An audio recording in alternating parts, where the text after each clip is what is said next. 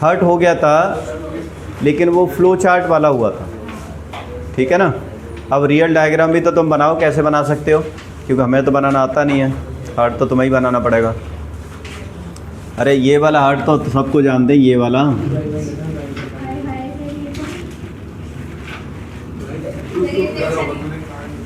हमें तो ऐसे ही बनाना आता है।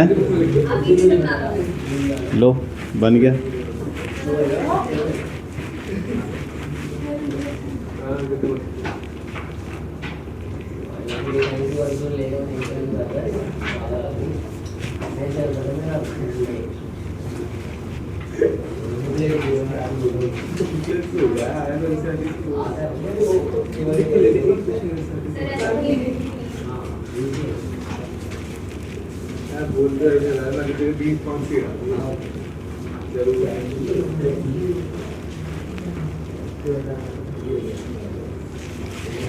उसी से बना दिए थे हमने, बनाने से डायग्राम। हाँ भाई।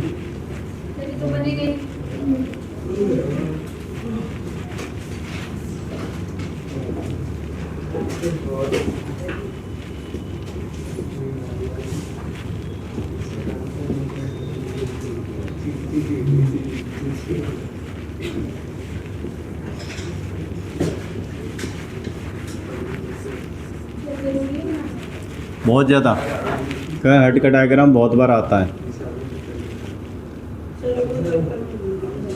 हैं? आया था? देखो वही कोई बन गया हमारे, मैं ऐसे ही बना दिया हमने तो।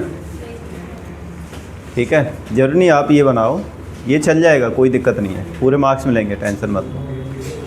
ठीक है, वो बनाना चाहो बना देना, अगर ऐसे बनाना चाहो ऐसे बना देना। हमारा मकसद का समझाना था बस। अभी देखो क्या है इसमें, ये जो ऊपर वाले चैम्बर दिख रहे हैं ना दोनों, इसे क्या कहते हैं हम? ऑरिकल या ऑट्रियम। कौन सा? और इधर का क्या होगा? Right atrium. ठीक है, यहाँ से ब्लड आता है नीचे की साइड, तो इसे हम क्या कहते हैं? Try cuspid valve. ठीक है, ये आपका क्या माना जाएगा? Right ventricle. ठीक है, ये आ जाएगा आपका लेफ्ट ऑट्रियम। यहाँ पर ये जो बल्ब है इसे भी हम क्या कहेंगे? इसको बाइकस्पिड बल्ब।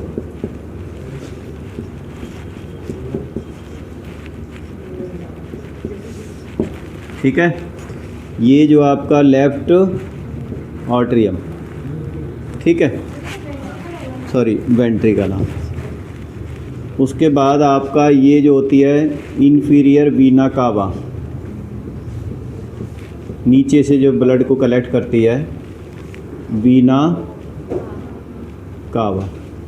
एक होती है इसके अंदर सुपीरियर वीना कावा, वीना कावा।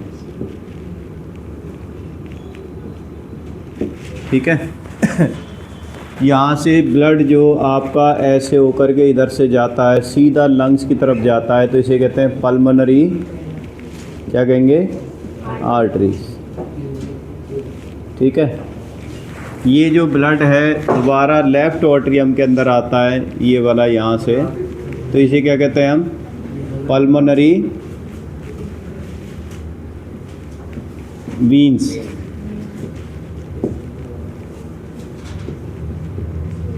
ये पल्मोनरी वीन्स हो। ठीक है, और ब्लड फिर यहाँ से होके ऐसे जाके इस तरह से जाता है इसमें, और बॉडी के सभी पार्ट तक फ्लो होके जाता है, तो इसे हम लार्जेस्ट आर्टरी कहते हैं। क्या कहते हैं इसे? ऑर्टा। ठीक है, ये थिक वॉल्स होती है, नीचे वाला जो पार्ट होता है ये थिक होता है, इसे कहते हैं सेप्टम। ठीक है, तो आपको जैसे हमने बताया था कि जो वेंट्रिकल वाला पार्ट होता है ये क्या होता है? थिक होता है। थिक क्यों होता है ये वाला ventricle? Because it maintain the high pressure to supply the blood to larger distance. क्योंकि यहाँ से देखो बॉडी के सभी पार्ट तक ब्लड पहुँचता है, यहाँ से देखो बॉडी के ये कहाँ जाएगा, लंग्स के अंदर, वो भी थोड़ा दूर ही है। और ऊपर वाला जो आर्ट्रियम है उसको तो वहीं पर ब्लड को सप्लाई करना होता है, तो इसलिए ये वाली जो वॉल्स होती हैं इनकी क्या होती हैं, थोड़ी पतली होती हैं, थिन वॉल्स होती हैं। ठीक है, तो ये सभी का फंक्शन आपको याद रखना है। इस तरह से 4 चैम्बर होते हैं। फंक्शन में आपको इस तरह से करना है कि अगर आ जाए कि कौन सा कॉन्ट्रैक्ट होता है तो कौन सा रिलैक्स करता है। 2 ही चीज़ होती है, एक पार्ट कॉन्ट्रैक्ट करेगा तो दूसरा रिलैक्स करेगा।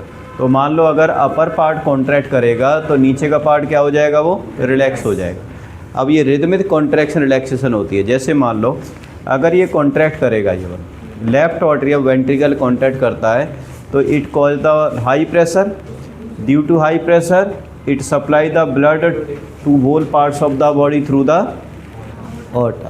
At the same time left atrium relax, so it contain the less pressure and blood enter into the left atrium through the pulmonary veins from the lungs. ठीक है, similarly during the contraction of the right ventricle blood is supplied to the lungs by the pulmonary artery and at the same time right atrium relax यानी expand करेगा तो blood जो enter into the right atrium through the Veena कावा from the body. ठीक है, उसी तरह से व्हेन द लेफ्ट ऑट्रियम क्या करेगा, कॉन्ट्रैक्ट करेगा। ठीक है, तो blood is enter into the right atrium, मतलब क्या नाम, लेफ्ट ऑट्रियम अगर मान लो कॉन्ट्रैक्ट करेगा तो ये एक्सपेंड करेगा, नीचे वाला एक्सपेंड करेगा तो ब्लड इज सप्लाइड या enter into the left ventricle. और ये जब कॉन्ट्रैक्ट करेगा ऊपर वाला पार्ट तो blood is enter into the right ventricle. ठीक है ना, तो इसी कॉन्ट्रैक्शन और रिलैक्सेशन के थ्रू ही क्या होता है, ये ब्लड की सप्लाई होती है हमारे इसके अंदर भी और बॉडी के अंदर भी। ठीक है, इसलिए हम इसको डबल सर्कुलेशन भी कहते हैं क्योंकि लंग्स के थ्रू ब्लड दोबारा हार्ट के अंदर आता है। समझ में आ गई? ठीक है, यही इसका हार्ट का डायग्राम है, बना के लाना जो तुम्हें होमवर्क में। पिछली बार भी होमवर्क मैंने दिया था हालांकि तुम्हें। Very good good.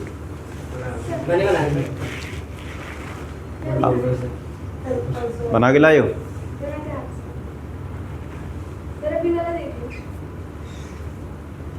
वो भी बना के लाने आ गए। हाँ नहीं, वो 2 जो हैं दूसरे वाले। अब इसके बाद देखो ट्रांसपोर्टेशन इन ह्यूमन बॉडी तो हो गया, पूरा का पूरा टॉपिक तुम्हारा ख़त्म हो गया ये। अब आता है कौन सा, ट्रांसपोर्टेशन इन प्लांट्स।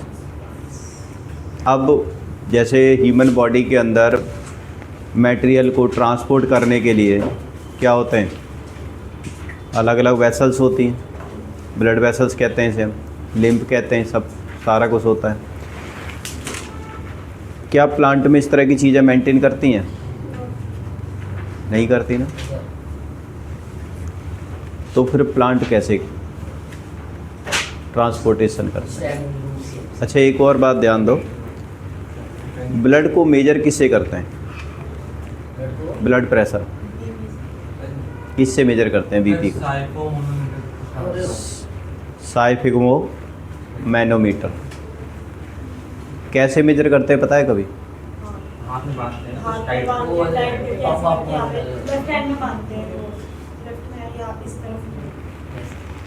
इसी में ही मान लो, उससे ज़्यादा फर्क नहीं है।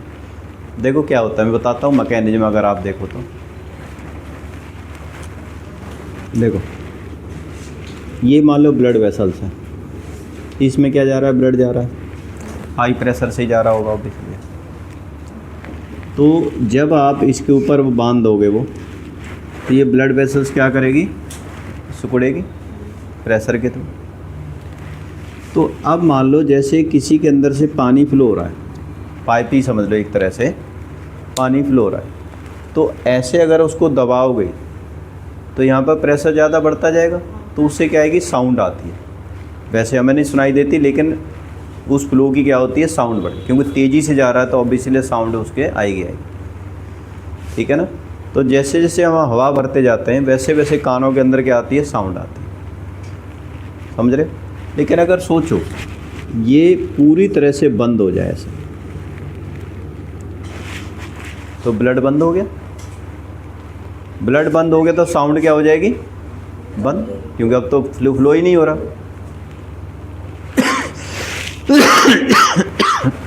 उस समय पर, जिस समय पर साउंड बंद हो जाती है, वो प्रेशर मेजर कर लेते हैं, वो हाई प्रेशर माना जाता है, सिस्टोलिक कॉन्ट्रैक्शन कहते हैं उसे। ठीक है, ये 120 Hg के करीब होता है। ठीक है, मरकरी होता है, ये हीमोग्लोबिन नहीं होता, मरकरी कहते हैं इसे। मरकरी पे प्रेशर मेजर किया जाता है, तो उसके हिसाब से जैसे 76 जो Hg है, वो मतलब क्या नाम है तुम्हारा, नॉर्मल प्रेशर माना जाता है। उसके बाद इसको खोलेंगे, हल्का हल्का हवा निकालते हैं। खोलने के बाद क्या होगा, फिर दोबारा क्या आएगी, यहाँ पर साउंड शुरू हो जाएगी, क्योंकि अब उसके अंदर से क्या है, निकल रहा है ब्लड तेज़ी से। और जब होते होते होते होते बिल्कुल नॉर्मल हो जाएगा तो साउंड क्या हो जाएगी, बंद हो जाएगी।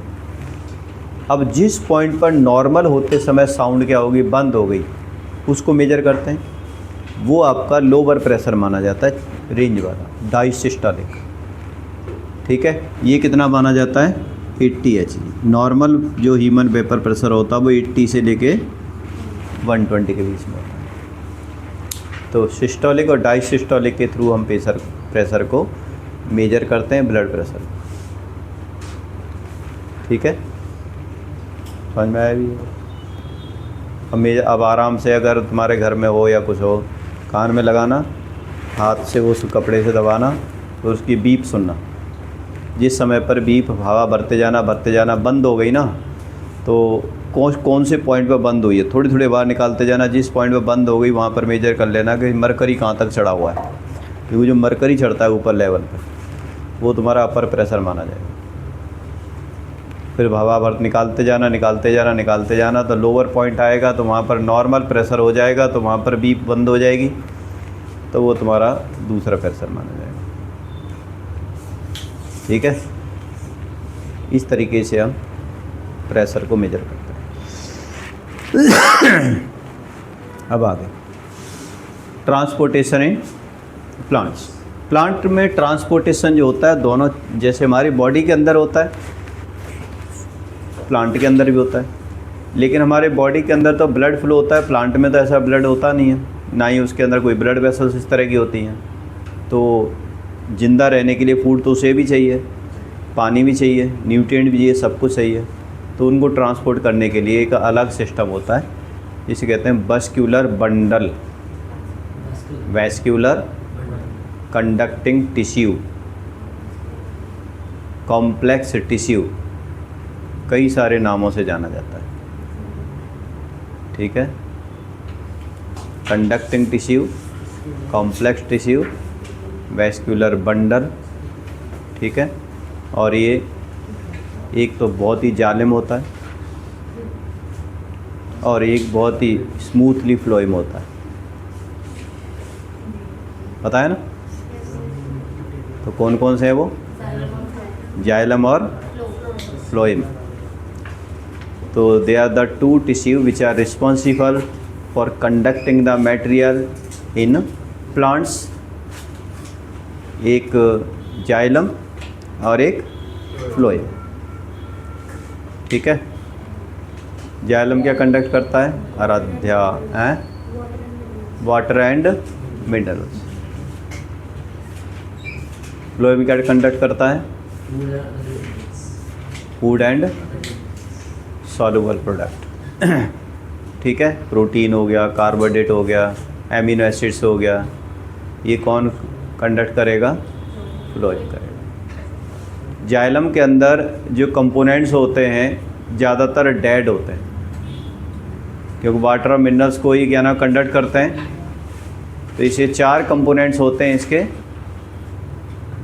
एक ट्रैचीड्स, वेसल्स, जाइलम पैरेन्काइमा और जाइलम फाइबर। जनरली जो मेन जो इन्वॉल्वमेंट होती है पानी को कंडक्ट करने की, वो ट्रैचीड्स और वेसल्स ही होती हैं फ्लावरिंग और नॉन फ्लावरिंग प्लांट्स के अंदर, ट्रैचीड्स एंड वेसल्स। तो ये जो ट्रैचीड्स और वेसल्स हैं यही इंटरकनेक्टेड होती हैं। कहाँ से? रूट से लेकर के लीफ तक, जिससे एक क्या बनता है? Water conducting channel. ठीक है, तो हम अगर मैकेनिज्म आ जाए आपको, कैसे लिखोगे? In plants tracheids and vessels of xylem tissue are interconnected from roots to leaf to form a water conducting channel। ठीक है, मान के चलो अगर ये प्लांट्स हैं और इसके अंदर ये लीव्स हैं जा रही हैं प्लांट्स के, तो अब यहाँ से इस तरीके से मान लो, तो इसके अंदर ही ऐसा एक चैनल बनता है जो सीधा का सीधा कहाँ पहुँचेगा? ये एक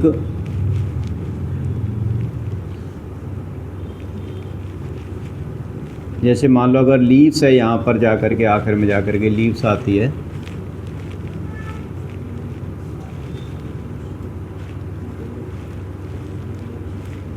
कई सारी ब्रांच चली जाती है, तो मान लो सीधा यहाँ से कंडक्टिंग चैनल बनेगा, कहाँ पहुँचेगा? ये सीधा लीव्स के पास पहुँचेगा। इसे वाटर कंडक्टिंग चैनल कहते हैं, जिसमें कौन कौन कनेक्टेड होता है? Tracheids, vessels, stem, roots and leaves. ठीक है, ये कनेक्ट करने के बाद में सीधा का सीधा। अब देखो पानी कैसे एब्जॉर्ब होता है, how the water is absorb, how the water is heat. कौन कौन सी चीज़ें हैं जो वाटर को यहाँ से लेकर के यहाँ तक पहुँचाती हैं? तो दो मेन फोर्स होते हैं इसके वाटर को कंडक्ट करने के। होगा क्या कि the roots of the plants contain the root air.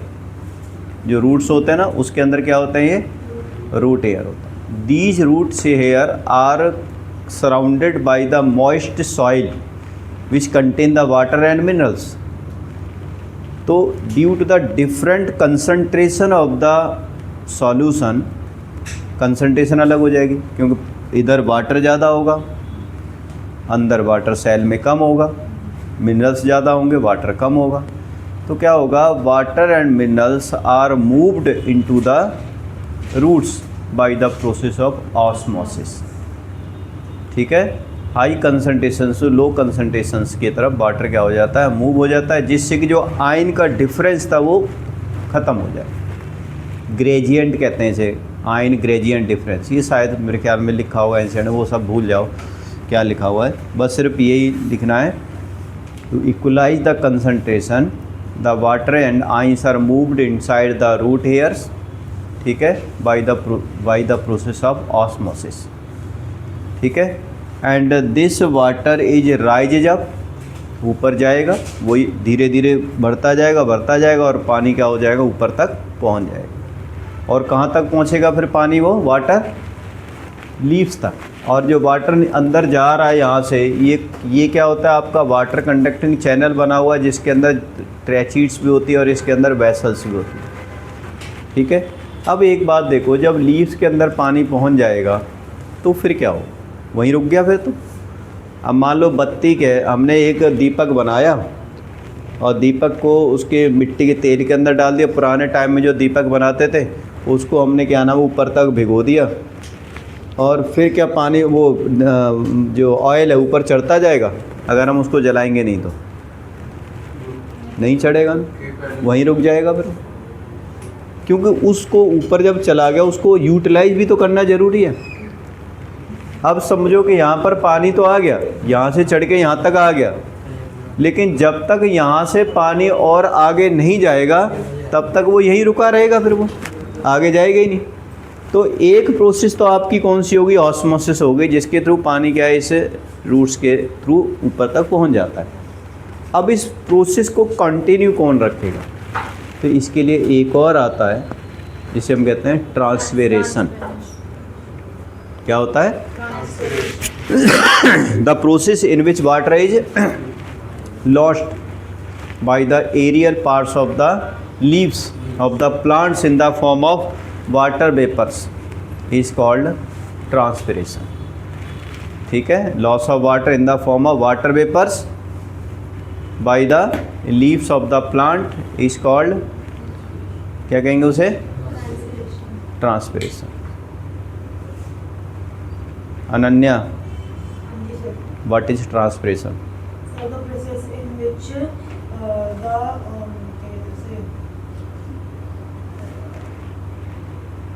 अब वो तो एक्टिव हो गए, मुझे लग रहा है तुम डीएक्टिव हो रहे हो।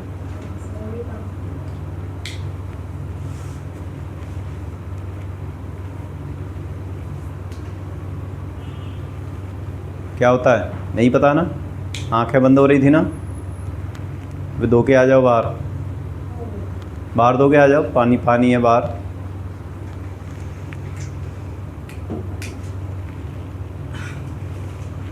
तो क्या होगा? Loss of water vapours, loss of the water in the form of water vapours by the leaves.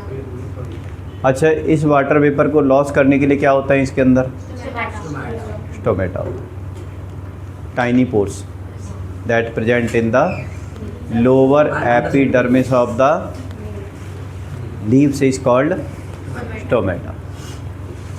ठीक है, इसका मतलब ट्रांसपिरेशन जब तक नहीं होगी तब तक वाटर के कॉन्टिन्यूस मतलब एब्जॉर्प्शन नहीं होगी। तो यहाँ पर एक आ जाएगा what are the function of the transpiration. तो दो मेन फंक्शन होते हैं ट्रांसपिरेशन के बाद, ध्यान रखना। एक तो क्या हो गया, यही it provide the driving force for continuous absorption of the water. ठीक है, continuous upward movement of the water के लिए ड्राइविंग फोर्स मतलब प्रोवाइड करता है ये।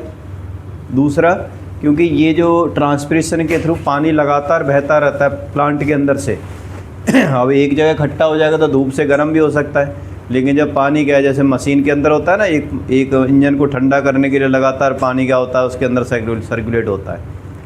तो यहाँ पे भी तो ठंडा करना है ना प्लांट को, टेम्परेचर भी तो मेंटेन करना है। तो it regulate the temperature of the plants. Transpiration regulate the temperature of plants. ठीक है, transpiration provide the suction force to move upward water, move water to upward. Suction ऊपर की तरफ एक फोर्स प्रोवाइड करता है जिससे पानी अपने आप खींचा चला आता है लीव्स की तरफ। ठीक है, अगर वो सक्शन फोर्स नहीं होता तो पानी वहीं रुक जाता, आगे की तरफ मूव नहीं होता। ठीक है, ये था transportation of water in the plants. उसके बाद अभी एक और चीज़ रहती है, क्या रहता है ना, फूड का भी तो ट्रांसपोर्टेशन रहता है। तो फूड का ट्रांसपोर्टेशन किसके थ्रू होता है? फ्लोएम के through. Transportation of food in the plants carried by the phloem and the process is known as translocation. क्या कहते हैं उसे? ट्रांसलोकेशन। ठीक है, अभी प्लांट का the process in which the food is transported to all parts of the plant body from phloem is called translocation. Main जो transportation होता है वो किस किस का होता है? ग्लूकोज और एमिनो एसिड्स। अच्छा, एक और बात ध्यान रखना, जब वाटर का ट्रांसपोर्टेशन हो रहा था तो वो यूनी डायरेक्शनल था। यूनी डायरेक्शनल का मतलब सिर्फ रूट से लेकर के लीव्स तक, ऊपर से नीचे पानी नहीं आता था कभी भी। लेकिन फूड में ऐसा नहीं होता। फूड क्या होगा, जो लीव्स के अंदर फूड बनेगा वो सभी पार्ट तक आ जाएगा, रूट्स के अंदर भी आ जाएगा, फिर रूट्स के थ्रू दोबारा फूड क्या आ जाए, वो ऊपर भी चला जाएगा। तो बाई डायरेक्शनल होता है। ठीक है ना। प्लांट के अंदर जो वाटर का ट्रांसपोर्टेशन हो रहा था उसमें कोई एनर्जी की ज़रूरत नहीं थी, वो सिर्फ सक्शन फोर्स लग रहा था ट्रांसपिरेशन के थ्रू और ऑस्मोसिस के थ्रू। लेकिन बिना एनर्जी के फूड ट्रांसपोर्ट नहीं होता phloem. Phloem require the energy transport the food. Mobile on आ रहा है क्या?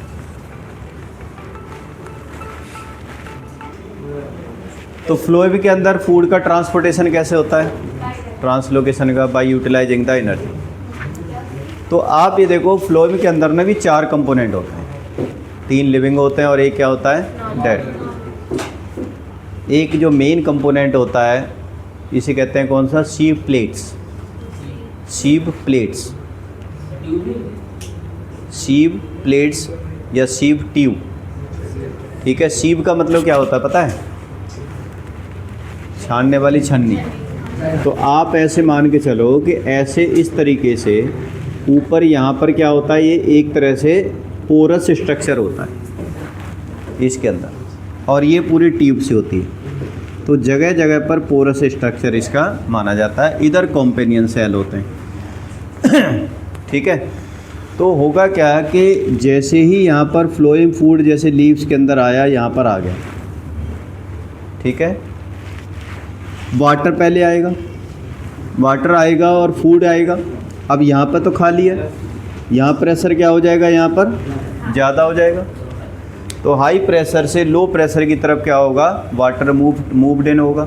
वाटर मूव होगा तो साथ में क्या होगा? उसका फूड भी होगा। और जब ये वाटर यहाँ से यहाँ आएगा तो अपने आप नहीं आएगा, इसको आगे मूव करने के लिए क्या चाहिए? पुशिंग फोर्स चाहिए।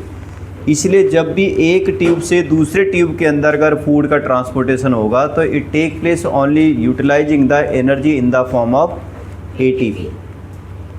उसमें कोई ऐसा ज़रूरत नहीं थी, लेकिन यहाँ पर क्या है? फूड की मतलब फूड को ट्रांसपोर्ट करने के लिए एनर्जी की ज़रूरत है। मैंने एक स्टेप के अंदर एक वो लिख रखी है, मैकेनिज्म लिख रखी है पॉइंट टू पॉइंट, तो वो आप याद कर लेना कि ट्रांसपोर्टेशन ऑफ फूड कैसे होता है। ठीक है ना? कहीं लिखी होगी, देखो एक बार देखिए। हाँ, तो वो थोड़ा याद करो, वो एनसीईआरटी की लैंग्वेज ही लिख रखी है उसमें। तो आप ट्रांसपोर्टेशन ऑफ फूड का हो गया। ठीक है, वैसे बहुत कम आता है ये पॉइंट टॉपिक है, लेकिन फिर भी आपको छोड़ना कुछ नहीं। देखो सबसे बड़ी बात साइंस की पता है, बहुत बढ़िया बात क्या है जो मैथ में नहीं है कभी भी, कि आपका एक भी वर्ड्स इस एनसीईआरटी से बाहर नहीं है। कुछ एक्स्ट्रा करने की आपको ज़रूरत ही नहीं है। जो पॉइंट इस एनसीईआरटी के अंदर लिखे हुए हैं उन्हीं पॉइंट्स के अंदर से आपका आंसर आएगा ही आएगा, क्वेश्चन उसी में से आएंगे बस। समझ रहे हो? इसीलिए तो मैं कहता हूँ केमिस्ट्री मैंने कराई थी आपको, इतनी सारी हज़ारों लाखों केमिस्ट्री की रिएक्शन होती हैं, लेकिन जो आपके केमिस्ट्री के अंदर रिएक्शन दे रखी हैं उनसे बाहर नहीं आएगी, वही आएंगी। जो आपके टॉपिक लाइफ प्रोसेस के अंदर जो जितना जितना बता रखा है वही आएंगे, इससे बाहर नहीं आएंगे। इसलिए मैं फिर भी कहता हूं कि आप मैं तो 95% तक तो पूरा कवर करा ही देता हूं, मतलब वो बिल्कुल भी नहीं रहता, 100% तक हो जाता है। लेकिन कई बार एक आध पॉइंट अगर मान लो अनटच रह भी जाता है, आप मैं कहता हूँ आप एनसीईआरटी भी पढ़ा करो, कहीं कोई पॉइंट रह तो नहीं गया कहीं पे कुछ। ठीक है ना? जिसको 100% मार्क्स लाने हैं उसको एनसीईआरटी भी पढ़ना ज़रूरी है। डायग्राम सब, उसके लिए कोई मतलब रिलैक्सेशन नहीं है अभी 1%। हम तो यहाँ पे कई बार रिवाइज कराएंगे, जो पॉइंट रह जाएंगे वो दोबारा में और मतलब क्या नाम है मतलब कराएंगे सारा कुछ। लेकिन फिर भी अगर बाई चांस कोई पॉइंट रह जाता तो आप एनसीईआरटी एक बार कर सकते हो उसमें। ठीक है, अब ट्रांसपोर्टेशन हो गया पूरा पार्ट। इस ट्रांसपोर्टेशन के बाद आगे जो टॉपिक आता है वो रह जाता है, लास्ट टॉपिक रहता है इसका, जिसे हम क्या कहते हैं? एक्सक्रीशन। ठीक है, एक एक्सक्रीशन तो कौन सा? इजेशन वाला था। ठीक है, जो अनडाइजेस्टेड फूड को बाहर निकाला जाता था वो इजेशन था, लेकिन ये कुछ अलग तरह का एक्सक्रीशन है। हमारी बॉडी के अंदर बहुत सारे टॉक्सिक सब्सटेंस बनते हैं। ठीक है, उन टॉक्सिक सब्सटेंस को भी बॉडी के बाहर निकालना ज़रूरी है। टॉक्सिक सब्सटेंस के साथ में बहुत सारे बॉडी के अंदर जो सेल्स होते हैं, डेड सेल्स होते हैं, वो भी फॉर्म होते हैं। उन डेड सेल्स को भी बॉडी से बाहर निकालना बहुत ही ज़रूरी होता है। ऐसे वेस्ट केमिकल्स होते हैं, आरबीसी होती हैं, डब्ल्यूबीसी होती हैं, ब्लड प्लेटलेट्स होती हैं, ब्लड प्लाज्मा होता है, लाखों ब्लड प्लाज्मा सेल्स मरते हैं, दोबारा ज़िंदा होते हैं। तो जो डेड चीज़ें हैं उनको भी तो बॉडी के अंदर से बाहर निकालना होता है, अदरवाइज बॉडी बिल्कुल क्या होती जाएगी, टॉक्सिक बनती जाएगी। ये काम होता है लीवर का। ठीक है, सारी चीज़ों को बाहर जो फिल्ट्रेट करना है, सबसे पहले लीवर क्या करेगा, ब्लड के अंदर सबको डाल देगा। और ब्लड क्या करेगा, फिल्टर। कहाँ पर फिल्टर होगा ब्लड, किडनी के अंदर। तो जो फाइनल वेस्ट प्रोडक्ट को बाहर निकालना होता है वो किसका काम होता है, किडनी का काम होता है, लीवर का काम नहीं। लीवर तो बस पहली बॉडी के अंदर हो गया उसका काम, लेकिन बॉडी से बाहर निकालना किसका काम है, किडनी का। तो removal of the waste product and maintaining the water balance and ions in our body is called excretion, या सिंपल हम removal of the waste product produce in our body is called excretion. अब ध्यान रखना, एक तो excretory system होता है और एक एक्सक्रीटरी यूनिट होती है, दोनों का नाम अलग अलग याद रखना। एक्सक्रीटरी सिस्टम तो आपका किडनी हो गया, जिसका डायग्राम आपको आना चाहिए। ठीक है, और एक excretory unit, excretory functional unit कहेंगे हम इसे, एक्सक्रीटरी फंक्शनल यूनिट वो होती है कि भाई किडनी किसकी बनी होती है, ऐसी कौन सी चीज़ है जो किडनी के अंदर छोटी वाली जो कि एक्सक्रीशन का काम करती है, तो वो होता है आपका नेफ्रॉन।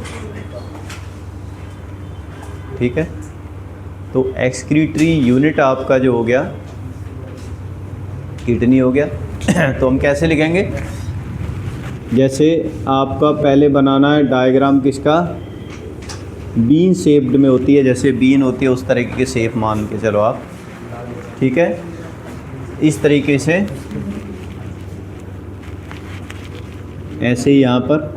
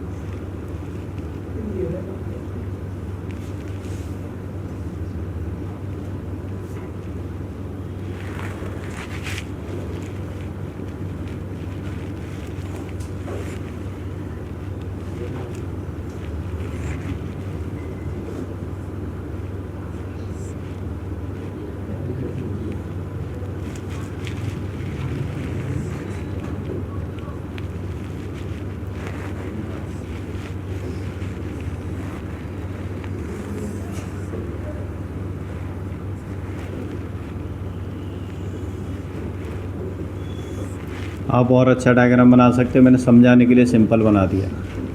रीनल आर्टरी और रीनल वीन्स, एक रीनल आर्टरी होती है, एक रीनल वीन्स होती है। ठीक है, तो अब आप देखो, ये तो एक्सक्रीटरी सिस्टम हो गया, पेयर ऑफ किडनी कहते हैं, उसमें से बना लो आप जो डायग्राम उसमें दे रखा है। ये क्या होता है आपका किडनी, ये आपका रीनल आर्टरी, ये जो आपका क्या होगा यूरेटर। ठीक है, ये आपका क्या होगा ब्लैडर, इसमें टेम्परेरी यूरिन इकट्ठा होता है, जहाँ से बाहर आता है ये ओपनिंग, इसे कहते हैं यूरेथ्रा। ठीक है,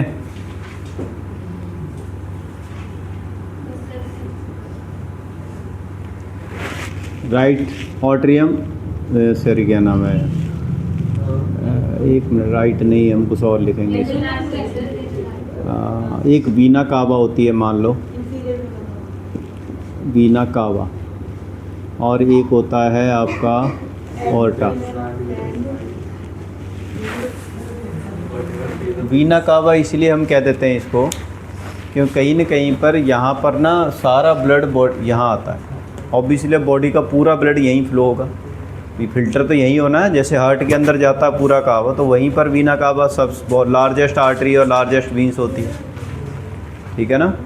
तो जो प्योर ब्लड लेके आती है वो ऑर्टा हो जाएगा, और जो सारा ब्लड लेके जाती है वो क्या हो जाएगी, वीना कावा हो जाएगी इसके अंदर, समझ रहे। लार्जेस्ट आर्टरी होती है बड़ी वाली, जो कि वो बॉडी का पूरा ब्लड ही यहाँ पे फिल्टर आता है, तो इसलिए हम कह देते हैं। अब ये बनी किसकी होती है, किसकी बनी होगी है, एक फंक्शनल एंड स्ट्रक्चरल यूनिट होती है इसी के अंदर, जिसे हम क्या कहते हैं, क्या कहेंगे, हाँ, नेफ्रॉन्स। ठीक है, क्या क्या होगा नेफ्रॉन्स के अंदर,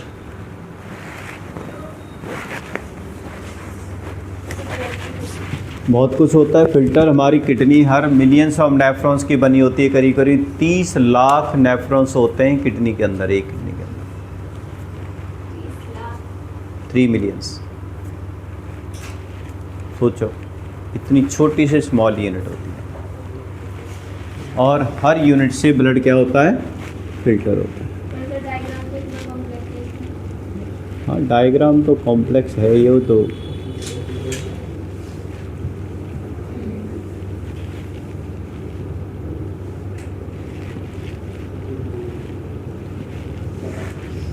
आप कॉम्प्लेक्स वाला मत बनाना ना।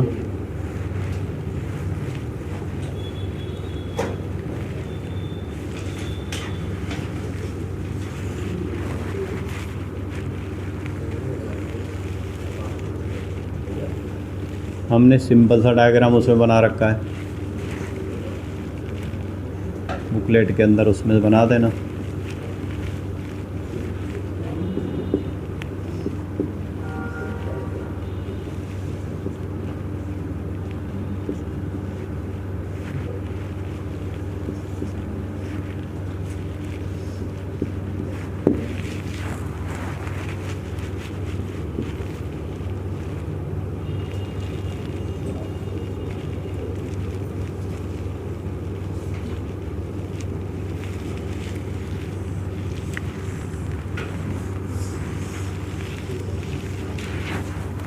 मैंने सिंपल सा ऐसे ही बना दिया, आप ये भी बना सकते हैं।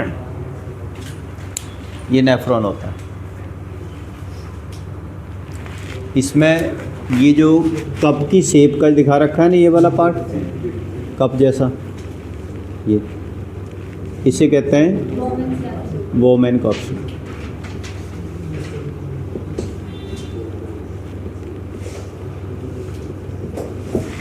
ठीक है, ये रीनल आर्टरी होती है जो कि ऑक्सीजनेटेड ब्लड लेके आती है, लेकिन होता इम्प्योर ब्लड है। इम्प्योर ब्लड का मतलब क्या है, इसमें सारे वेस्ट प्रोडक्ट हैं। हाँ, लेकिन आर्टरी इसीलिए क्योंकि ऑक्सीजनेटेड ब्लड है। ठीक है, उसके बाद ये जो यहाँ पर कंडेंस हो जाती है, गुच्छा सा बंडल्स ऑफ कैपिलरी होती है, जिसे हम कहते हैं ग्लोमेरुलस।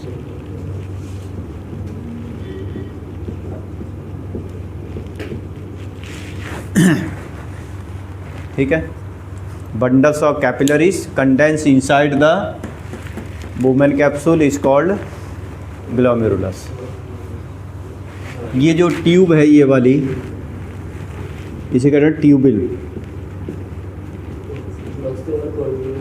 ये ब्लड कैपिलरीज, बहुत सारी ब्लड कैपिलरीज इसके चारों तरफ लिपटी होती है। ये रेनल वीन्स, और ये आता आपका आता है कॉमन डक्ट, जिसमें सारा वेस्ट प्रोडक्ट इसी के अंदर जाता है। यूरेटर भी कह सकते हैं। हाँ, कलेक्टिंग डक्ट लिख दो या कॉमन डक्ट कह दो।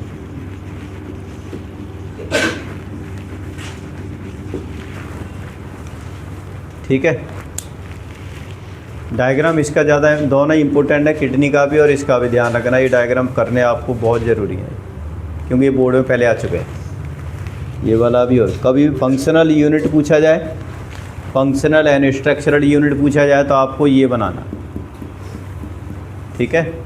और एक्सक्रीटरी सिस्टम का डायग्राम पूछा जाती है, या एक्सक्रीटरी यूनिट या एक्सक्रीटरी फंक्शनल यूनिट पूछा जाए तब भी यही होगा। और एक्सक्रीटरी सिस्टम का डायग्राम बनाना है जहाँ पे फिल्टर होता है तो ये बनाओ, ठीक है। अब आप इसका मैकेनिज्म समझो, सबसे बड़ा इम्पोर्टेंट वही है कि मैकेनिज्म कैसे होता है।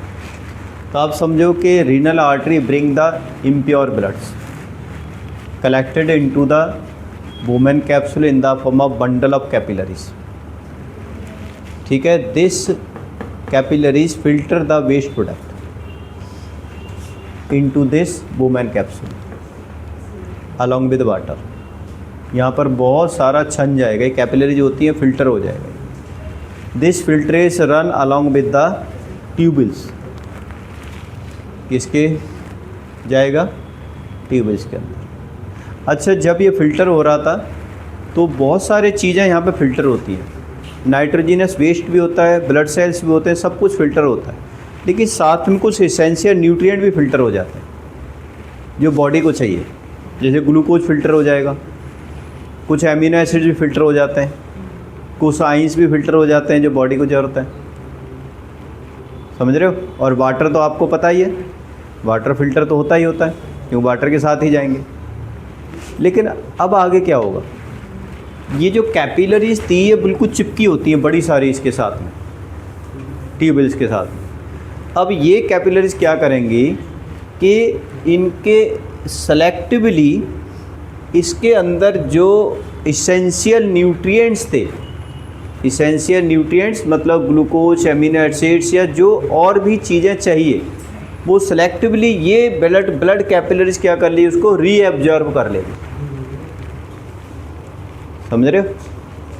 तो ये कैपिलरीज का फंक्शन है, the nutrient which are initially filter into the Bowman capsule are selectively reabsorb by the blood capillaries.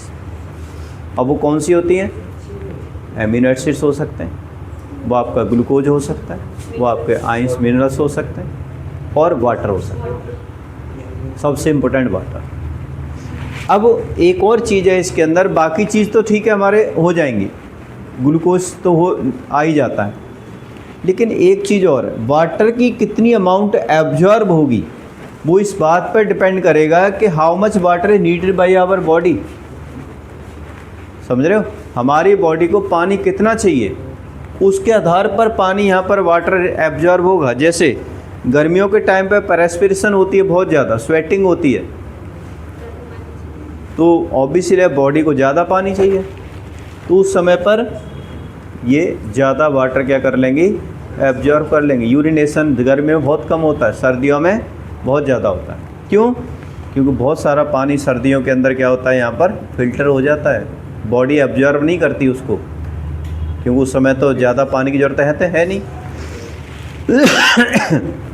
ठीक है। फिर जो फिल्ट्रेट आएगा रीअब्जॉर्प्शन के बाद में, वही फिल्ट्रेट सीधा कलेक्टिंग डक्ट के अंदर चला जाएगा, और वहाँ कलेक्टिंग डक्ट से कहाँ पर स्टोर हो जाएगा, वो यूरिनरी ब्लड के अंदर, जिसे हम यूरिन कह देते हैं, और by contraction relaxation it is thrown out from our body through the urethra. ठीक है, ये सारा कुछ यूरिन फॉर्मेशन की प्रोसेस है। मैंने स्टेप टू स्टेप बता रखा है, फॉर्मेशन ऑफ यूरिन अगर आप पढ़ोगे तो उसके अंदर यही सारा कुछ है। ठीक है, पॉइंट टू पॉइंट, पहले क्या होता है, फिर कितना होता है, फिर क्या होता है, करीब करीब कितने लीटर पानी वाटर फिल्टर होता है बता सकते हो दिन में? देखो इसमें कहाँ लिखा है लास्ट में, 2 लीटर हैं? ब्लड कितना फिल्टर होता है किडनी में? फिर 2 लीटर कहाँ से आ गया? 180 लीटर फिल्ट्रेट होता है। अब यूँ कहोगे 180 वजन तो होता नहीं है, इतने लीटर कहाँ से फिल्टर हो गया? वो बार बार आता है वही। जो हार्ट में पहुंच गया फिर दोबारा आ जाएगा, हार्ट में पहुंच गया फिर दोबारा आ जाएगा, कई बार सर्कुलेट होता है। ठीक है, वो यूरिन फॉर्मेशन होती है 1-2 लीटर। ठीक है ना। तो ये आपका चैप्टर फिनिश हो गया। लेकिन प्लांट भी तो एक्सक्रीट करते हैं, ऐसा थोड़ी प्लांट एक्सक्रीट नहीं करते, उसके भी वेस्ट प्रोडक्ट बनते हैं। लेकिन प्लांट के अंदर जो एक्सक्रीशन होता है वो कार्बन डाइऑक्साइड, ऑक्सीजन तो खैर स्टोमेटा के थ्रू निकल जाते हैं, वो तो वाटर वेपर्स बनते हैं। लेकिन कुछ और भी होते हैं कि आप एक होता है रेजिन्स, गम या रेजिन्स कहते हैं, गोंद होता है ना गम। कई बार प्लांट की जो स्टेम्स होती है उसके चारों तरफ वो थोड़ा थोड़ा छोटा छोटा सा सॉफ्ट मटेरियल, लिक्विड फ्लूइड बाहर निकलता है। जो फ्लूइड बाहर निकलता है वो क्या है, आप उसका वेस्ट प्रोडक्ट। पत्तियों के अंदर मोटी मोटी क्या हो जाता है, नोट्स बन जाते हैं। वो क्या होता है उसके अंदर, जब पत्तियाँ विल्ट करती हैं, पतझड़ होती है, मतलब एक तरह से कह सकते हो, विल्टिंग ऑफ लीव कहते हैं। तो जो विल्टिंग ऑफ लीव्स होती है तो लीव्स के अंदर क्या स्टोर होते हैं, वेस्ट प्रोडक्ट स्टोर होते हैं। जो फ्रूट है क्या स्टोर होता है, वेस्ट प्रोडक्ट स्टोर होता है। हम उसका वेस्ट प्रोडक्ट खाते हैं प्लांट का, हम वेस्ट प्रोडक्ट खाते हैं प्लांट का, फ्रूट्स। ठीक है, क्या कह सकते हैं, शहद भी वेस्ट प्रोडक्ट होता है।